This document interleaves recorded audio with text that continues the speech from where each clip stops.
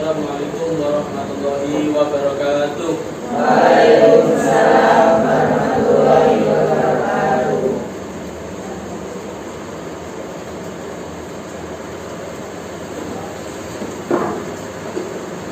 Bagaimana kabarnya hari ini? Alhamdulillah baik. Oke, sebelum kita mulai, seperti biasa kita sesi kajian.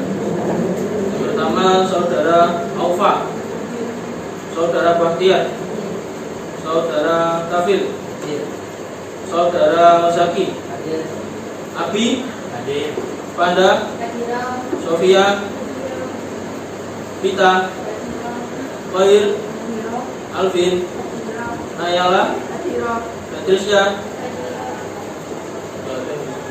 Sofia, Mirza.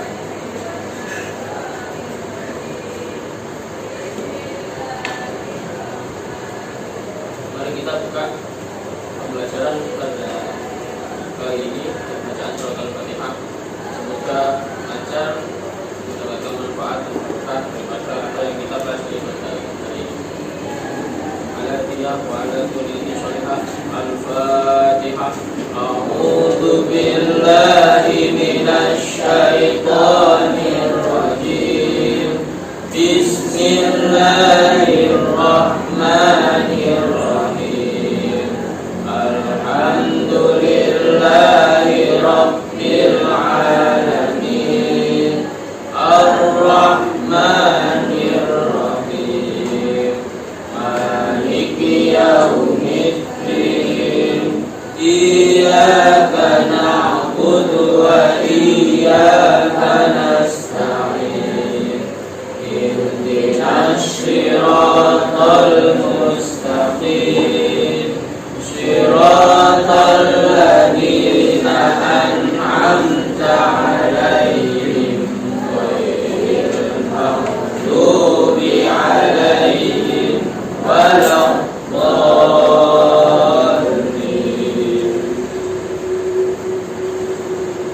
Mari kita catat niat kita dengan mencari ilmu, mencari ridhonya Allah Subhanahu wa taala. Karena apa? Man ta'allama al-ilma liridha Allah ta'ala fa 'alaihi as-sakinatu fid dunya wal akhirah. Summa rafa'allahu darajatahu. Artinya, bagi siapa yang mencari ilmu karena semata-mata untuk mencari ridhonya Allah, maka dia akan mendapatkan ketenangan baik ketika di dunia maupun ketika sudah di akhirat. Dan Allah akan mengangkat derajatnya. Karena orang yang punya ilmu itu hidupnya akan selalu tenang, tentram, tidak ada beban apapun karena dia sudah menguasai ilmu, sudah menguasai semua ilmu. Dan Allah akan mengangkat derajat orang-orang yang berilmu. Menjadi guru itu derajatnya sudah diangkat oleh Allah. Mengajari orang-orang yang belum paham menjadi orang yang paham, itu juga termasuk sarana untuk mengangkat derajat kita. Tentu saja untuk pembahasan pertemuan hari ini kita membahas tentang akhlak tercela. Akhlak tercela itu ada bermacam-macam.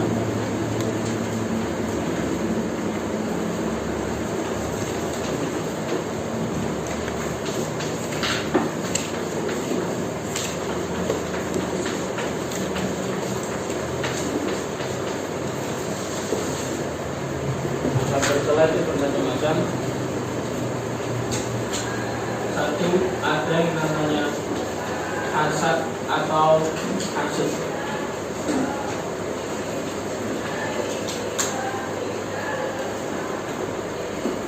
Kemudian yang kedua, ada yang namanya dendam.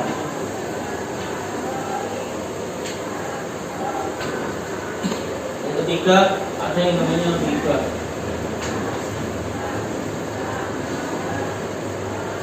Dan yang keempat,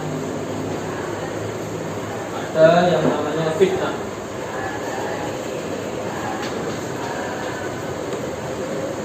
Dan yang kelima, ada yang namanya adu domba.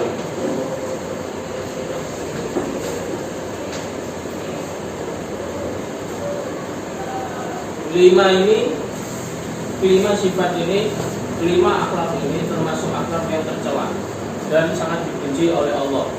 Bahkan malaikat pun membencinya. Kenapa? Kita ketika menggunakan akhlak ini, ketika kita menerapkan 5 akhlak ini, baik salah satu maupun kesemuanya, maka kita akan mendatangkan dampak negatif baik ketika di akhirat maupun di dunia. Ketika di dunia bisa merusak tatanan masyarakat, bisa memutus tali silaturahmi baik antara teman maupun keluarga, bisa menghancurkan tatanan keluarga, juga bisa. Apalagi yang namanya fitnah. Al-fitnah itu asyaddu minal qatli. Akhirnya kan fitnah itu lebih kejam daripada pembunuhan. Apalagi ghibah. Ghibah itu apa? Ghibah itu menasani. Zaman sekarang banyak orang yang melakukan perkumpulan bukan untuk istighosah tapi istighibah. Istighibah itu apa? Istighibah itu ya, kumpulan tapi ngerasa itu. Bukan istighosah tapi istighibah. Kemudian ghibah itu juga disebutkan entah dalam hadis atau ayat, orang yang ngerasani wong, orang yang melakukan ghibah itu dia sama saja dengan memakan daging orang yang sedang dia rasani. Contoh, seumpama si A sama si B, si A sedang membicarakan kejelekan si B, maka seakan-akan si A ini telah memakan dagingnya si B. Paham? Jadi ada orang yang membicarakan kejelekannya seseorang, maka orang tersebut seperti halnya memakan daging orang yang sedang dia bicarakan. Contoh, ada Kafil sama Muzaki. Muzaki berbicara dengan Abi tentang kejelekan Kafil, maka Zaki ini seperti memakan dagingnya Kafil. Kenapa? Dia membicarakan kejelekannya Kafir. Kalau membicarakan kebaikan itu bukan ghibah namanya, itu namanya memberikan pujian. Ada ya? Lebih keras. Hasad, tafasul, dendam, ghibah, fitnah, adu domba. Ada berapa? 5. Termasuk akhlak. Hasad atau dengki adalah perasaan tidak senang. Hasad atau hasud adalah perasaan tidak senang terhadap orang yang mendapatkan nikmat dari Allah. Orang yang memiliki sifat hasud selalu iri hati jika melihat orang itu diberi hidup senang, merasa bahwa yang berhak memiliki segala sesuatu itu hanyalah dirinya sendiri. Jadi contoh. Jadi lebih banyak saya pakai metode contoh ya, biar masih paham. Seumpama Alia Patricia, ini orangnya kaya, dia punya segalanya, bojone mantep, duwe mobil 5, omahe ana 3, saking gedene wonge, sampai 7,3. Rumahnya ada 3. Kemudian di sisi lain, Mirza ini wongnya biasa-biasa, orangnya biasa-biasa saja. Bojone ya ayu-ayu, ayu, perempuan ya. Suaminya biasa aja, gak pas-pasan. Ya, pas-pasan. Kemudian ya, biasa-biasa, pokoknya biasa. Mirza ini iri. Contoh. Itu paling duit itu tuyul dulu. Paling dia dapat uang banyak itu habis punya tuyul, anak tuyul. Ini hasil punya saya pun ini. Makanya uang saya kok habis terus. Padahal duit tak dia kok. Itu bukanti. Di sisi lain ada Mbak Panda. Mbak Panda ini orangnya ya, iri juga sama Alia Patricia. Patricia punya uang banyak, mau sama nggak punya kan? Mana keadilan Tuhan? Harusnya aku punya dong. Paling itu punya orang paling gak bisa ngatur, beda sama aku bisa ngatur. Itu namanya hasud, itu punya apa? Punya rasa iri kepada orang yang hidupnya lebih baik daripada dia.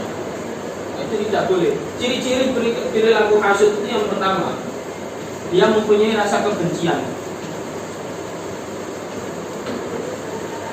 dan mempunyai rasa kebencian dan permusuhan.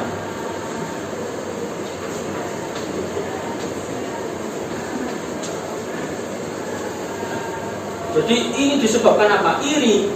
Iri. Bilang bos. Kebencian dan permusuhan. Kebencian dan permusuhan. Akibat dari benci kemudian menjadi permusuhan. Terus gak usah bolong ini, gak usah bolong gitu. Nah, itu hasud namanya. Salah sekali itu. Adanya perasaan tinggi menganggap dirinya itu lebih mulia, merasa lebih mulia. Ini juga tidak baik ini. Merasa lebih mulia. Koyok aku ini paling apik, aku ini masih oke ya, tapi pangeran ini lebih perhatian dengan aku. Kanjeng Nabi lebih sayang aku daripada kayak gitu. Nah, itu juga termasuk ciri-ciri orang yang punya perilaku hasud. Hasud dapat ditimbulkan oleh sebab dasar jiwa manusia yang buruk dan kikir untuk berbuat kebaikan kepada sesama hamba Allah. Jadi disebabkan karena dia mempunyai jiwa yang buruk dan kikir. Jadi dia itu memang gak seneng kit awal, wis gak seneng api angel ngomong, wis gak apian.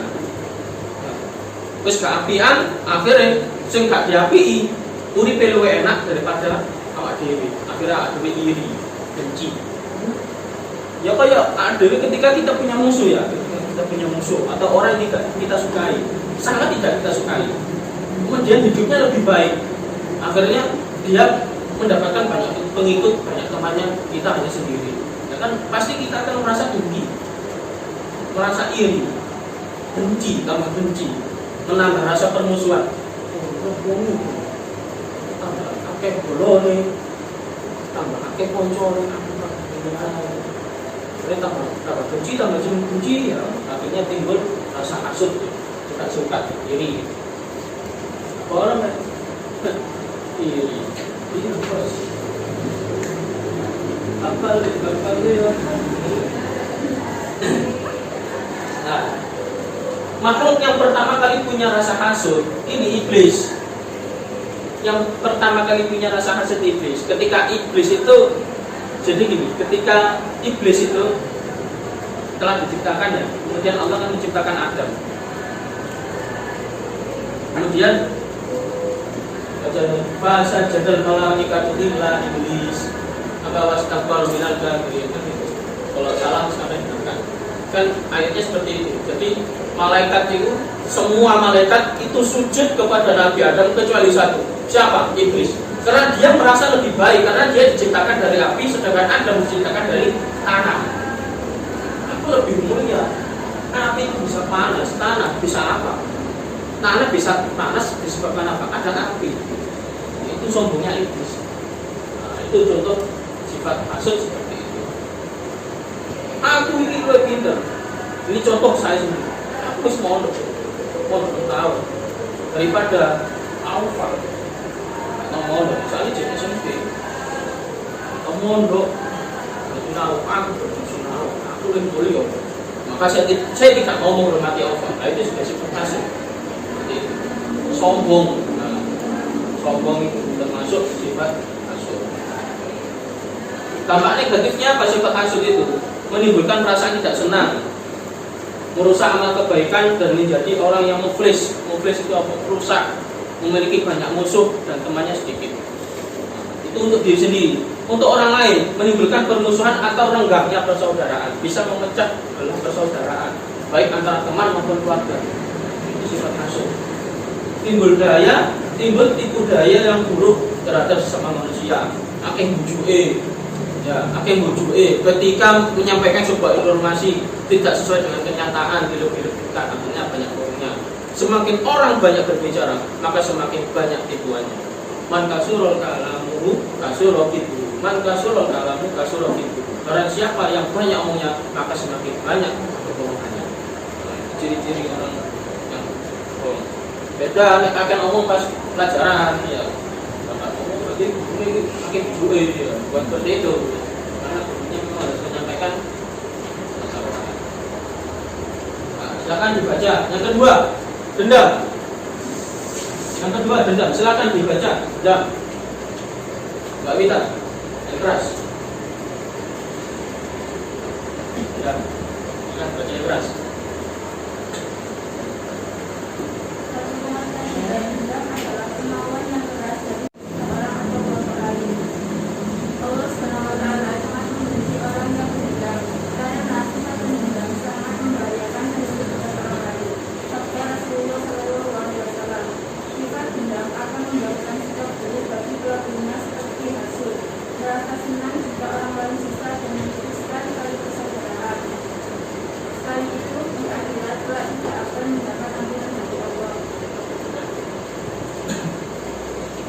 Sampai paham nggak dengan apa yang sampai baca tadi?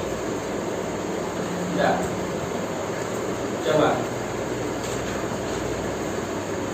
dibaca yang keras. Baik. Pengertian saja awalnya. Dendam adalah kemauan yang keras dari seseorang atau kelompok untuk membalas kejahatan dari seseorang atau kelompok lain. Dah. Sampai paham, sampai situ paham. Paham? Bagaimana Anda menjelaskannya? Jelaskan menurut apa yang di pikiran Anda. Pakai bahasa Jawa, bahasa Indonesia silakan. Apa yang Anda pahami seperti apa?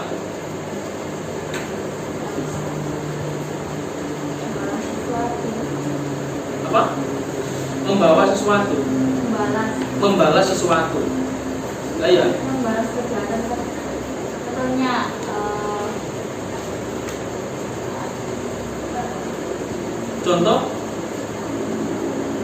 Contohnya Alvin mencuci saya, lalu saya membalasnya. Kan itu termasuk dendam. Gitu. Kemauan yang mencelakakan balik. Ya, kecelakaan balik yang disebabkan kesalahan yang dibuat Alvin kepada Anda, gitu kan? Oke. Mbak, terakhir, silakan dibaca.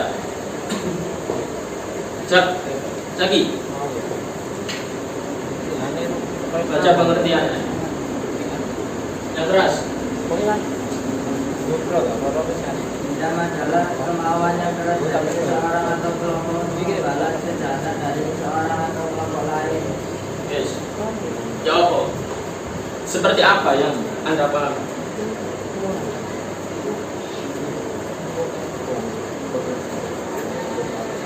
Berarti kan gini, simpelnya membalas suatu kejelekan yang disebabkan oleh orang lain. Simpelnya seperti itu. Saya ambilkan contoh ke Abi. Akhirnya Zaki pun balas dendam. Kan otomatis kan ada emosi kan, marah kan. Oh iya bos, tak bela-belani, tak perjuangke. Rogoku sampai relo. Mati-matian kanggo nayalah, akhirnya nayala berpaling ke Abi, temannya dewe. Akhirnya pikirannya dikuasai emosi, ya, tidak mampu berpikir jernih. Akhirnya Muzaki membunuh Abi, dan akhirnya Nayala kembali ke pelukannya Muzaki. Ya kan gitu ya. Meskipun Nayala dipaksa tidak mau kan, jadi kan kayak film Meggerman sebagainya, ketika terpaksa ya. Sing guyu-guyu berarti itu loh gitu. Itu contoh balas dendam. Contoh lain, ya. Kafir, uangnya diambil sama Aufa. Akhirnya kafir balas dendam, uangnya Aufa diambil sama kafir. Nah, itu juga termasuk balas dendam. Balas dendam itu membalas suatu kejelekan yang disebabkan oleh orang lain. Caranya itu elek. Ya, jangan balas dendam. Makanya dendam itu tidak perlu. Kalau kita punya dendam sama orang lain, orang lain punya kesalahan sama kita, ya, maka kita, kata Rasulullah, kita haruskan untuk memaafkannya. Karena apa? Sesuatu kejelekan ya, suatu kejelekan jika dibalas dengan kejelekan, maka bagaikan api ditambah gede ya. Ketika kejelekan dibalas dengan kebaikan, maka kejelekan tersebut akan hilang. Seperti apa? Api dibalas dengan air, maka apinya pun hilang. Itu makanya hindari dendam. Dendam itu mati. Hisabnya nanti akan sulit. Orang punya dendam itu. Nah, ketika ada orang meninggal kan, yang punya kesalahan tolong dimaafkan, punya hutang-hutang. Kenapa? Dendam itu dibawa sampai mati. Selanjutnya, poin ketiga, ghibah. Silakan dibaca. Ghibah. Dibaca. Enggak jalan, enggak. Idris, dibaca. Ghibah. Yang keras.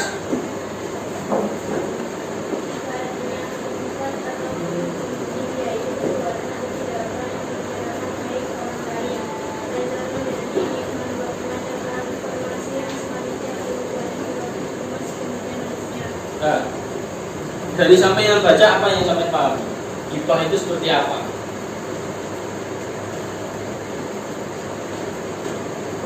Apa? Coba yang lainnya.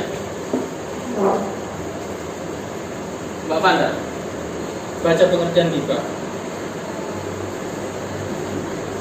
Artinya mengumpat atau membenci, yaitu perbuatan atau tindakan yang membicarakan aib orang lain. Nah, apa yang sampai paham?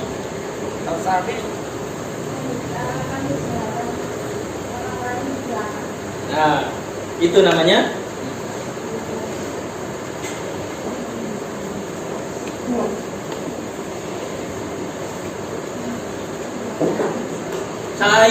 sekarang itu banyak orang mengadakan perkumpulan bukan untuk majelis taklim wal muta'alim, tapi majelis ghibah wa rasat-rasanan. Al majlisu al ghibah wa rasat-rasanan. Majelis ghibah dan rasat-rasanan.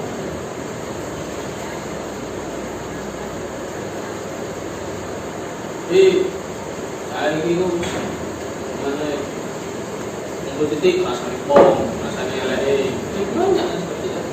Ghibah itu seperti kita memakan daging orang lain, saking hinanya. Padahal daging orang lain kan hukumnya haram kan ya, hukum daging manusia kan haram. Aku haramkan atas kalian semua darah umatku, darah manusia. Daging manusia hukuman hukumnya, ya haram. Berarti kita memakan barang haram. Jadi seperti itu.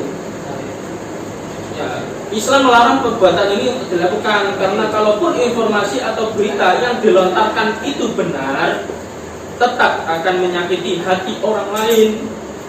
Jadi nek sekiranya ngarai wong loro ati, ojo ditudui.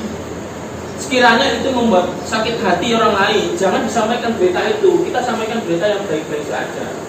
Menjaga perasaan orang itu juga suatu kewajiban bagi umat muslim. Menjaga hati, suasana hati itu juga kewajiban seorang muslim.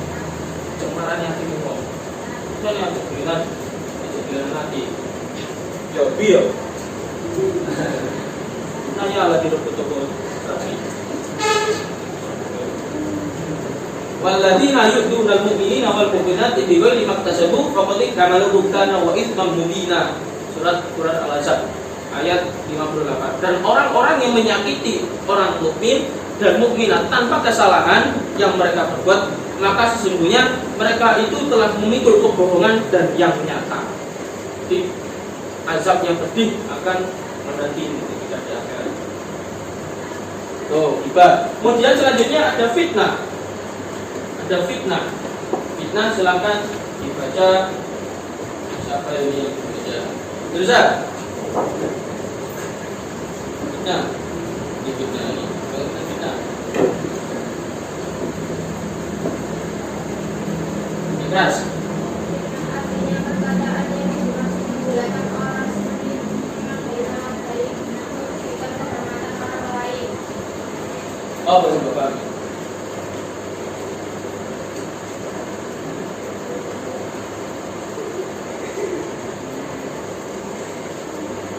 Alvin, coba Alvin, fitnah. Pengertiannya itu. Mana?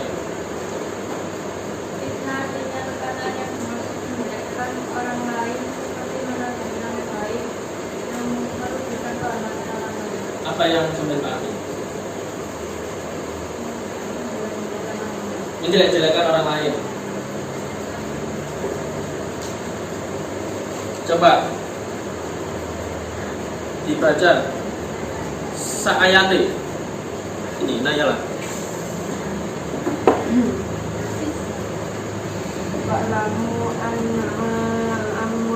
Bukan itu. Ini pengertian dari ini sampai ayat sini. Ini artinya perkataan yang bermaksud menjelekkan orang seperti menodai nama baik juga kehormatan orang lain. Terus?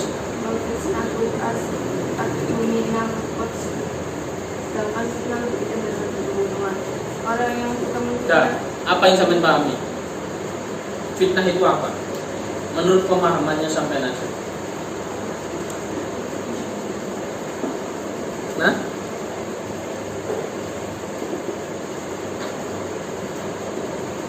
fitnah itu kalau kata Malkin menjelek-jelekan orang, ya masuk. Kalau saya seperti ini, fitnah itu berkata tidak sesuai ekspektasi, berkata yang tidak sesuai kenyataannya. Umpama kafir ini mencuri uangnya Abi, tapi Abi menuduh Bahtiar. Oh, aku bilang itu fitnah, ini fitnah yang tidak mencuri. Itu namanya fitnah. Wal fitnah itu asyaddu minal qatl.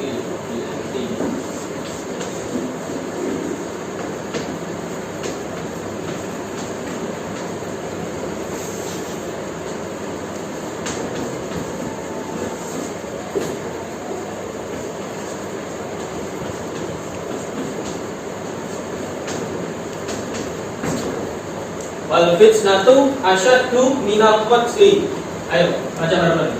Wal fitnatu asyaddu minal qatli. Apa? Wal fitnatu asyaddu minal qatli. Lebih keras. Wal fitnatu asyaddu minal qatli. Sing lanang, sing banter.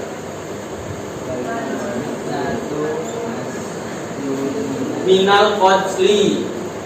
Wal fitnatu asyaddu minal qatli. Lebih keras. Wal fitnatu lebih keras. Wal fitnatu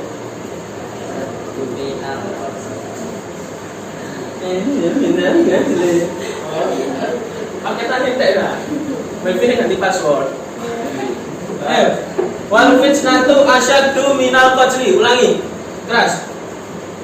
Wal fitnatu asyaddu minal qatli. Fitnah itu lebih kejam daripada pembunuhan. Fitnah itu lebih kejam daripada pembunuhan. Apa? Fitnah itu lebih kejam daripada pembunuhan. Dalilnya wal fitnatu asyaddu minal qatli. Artinya fitnah itu lebih kejam daripada pembunuhan. Itu dinamakan fitnah.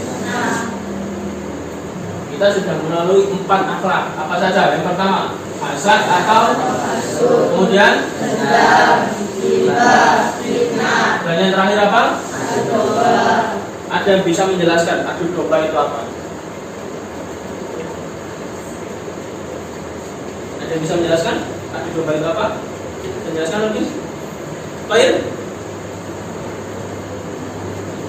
Gini, adu domba itu seperti ini.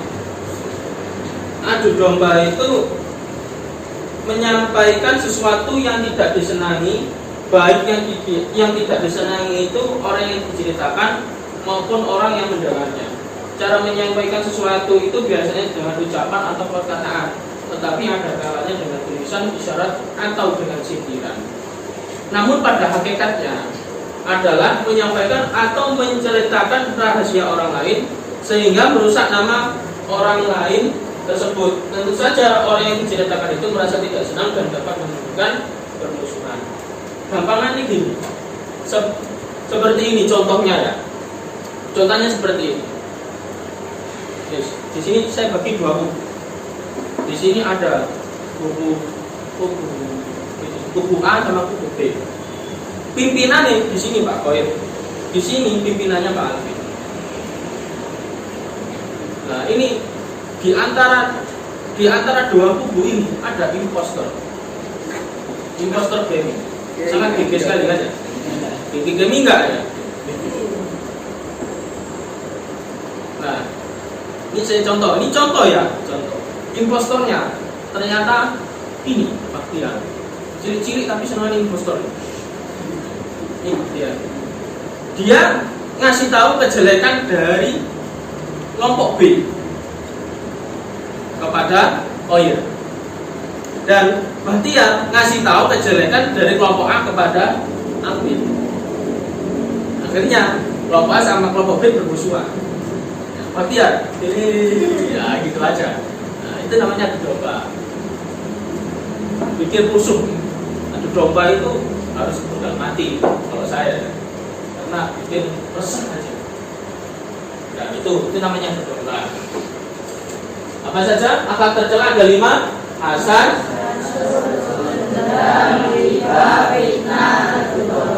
dalilnya fitnah adalah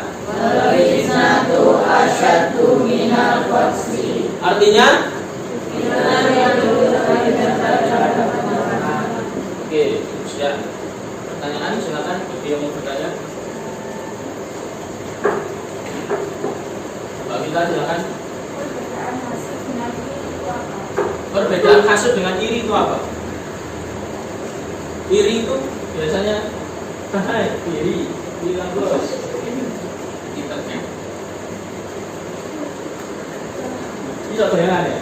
Ini. Hasud mengandung iri, mengandung sombong. Maka iri dan sombong bagian daripada hasud. Paham? Yang lainnya paham? You understand or no? Yes. Apa anda paham? Betul. Ini Pak Manda. Iri dan sombong itu wis pasti hasud. Gini. Hasud itu wis pasti iri dan sombong. Tapi iri belum tentu hasud, karena ini bagian daripada hasud. Hasud itu wis termasuk iri, ya termasuk sombong. Kita bahas irinya. Nah, hasud itu disebabkan oleh iri. Tidak iri, maka tidak ada hasud. Berarti kan berbeda. Berbeda atau sama? Bedanya di mana? Perbedaannya di mana coba kalau Anda mengatakan berbeda? Perbedaannya kan ini. Kalau sekedar ini bisa menimbulkan hasud. Tapi hasud belum tentu karena iri, bukan berarti karena yang lain. Nah, itu perbedaannya. Silakan dicermati, direnungkan sambil mendengarkan musik start going. Orang-orang iklan. Shopping, nulis. Seperti kasih ke start going. Paham Mbak kita?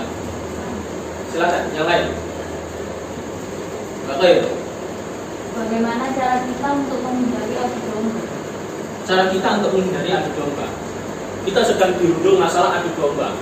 Maka kita sebagai orang yang punya akal ingin mengatasi adu domba, menghindarinya gimana? Maka kita harus merangkul semua orang.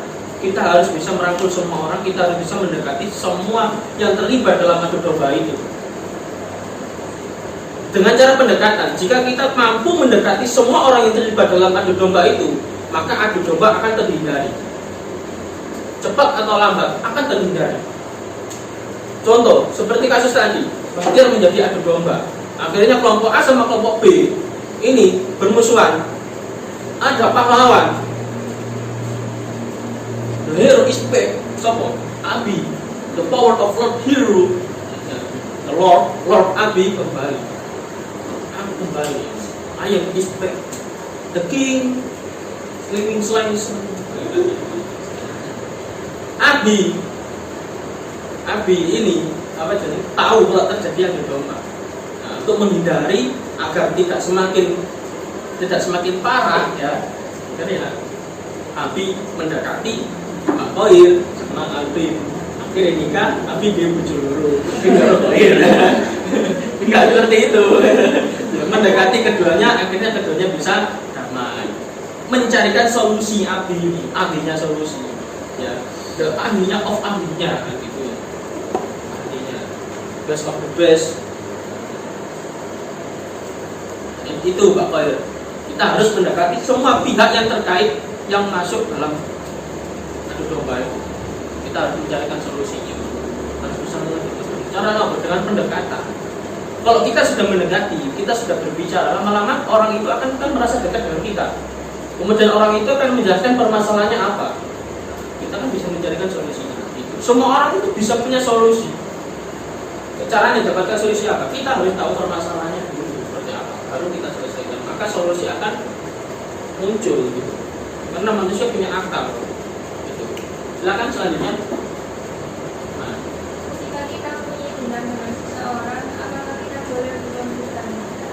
Tadi sudah saya jelaskan. Api dibalas dengan api, apinya akan semakin padam atau semakin membesar? Api dibalas dengan api, apinya semakin padam atau semakin besar? Besar kan? Jelek dibalas dengan jelek, maka akan kejelekan semakin parah. Jika api dibalas dengan air, apinya padam atau semakin besar?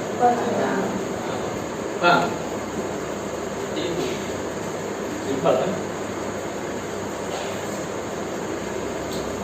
Mungkin itu ada yang lagi? Kalau nggak ada, jadi intinya gini berarti akhlak tercela itu ada berapa? Ada 5. Pertama apa aja?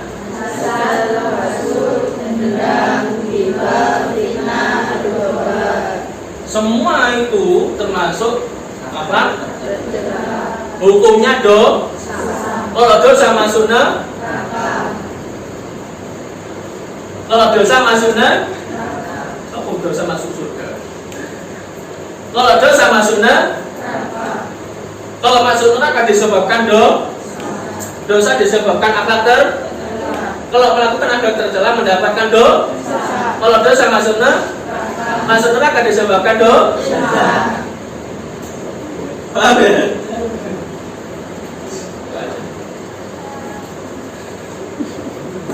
Nah, kita akhiri pertemuan hari ini dengan bacaan Alhamdulillahirabbil alamin.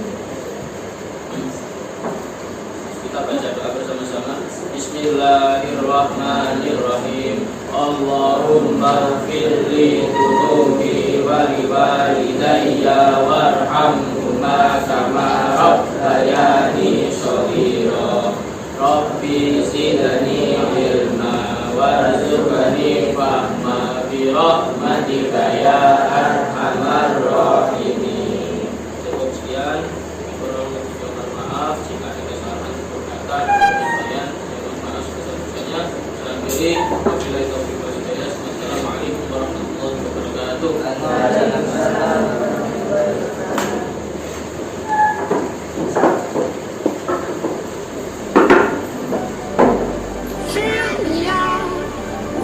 Smile, while the sunshine brings the light. Fill me out.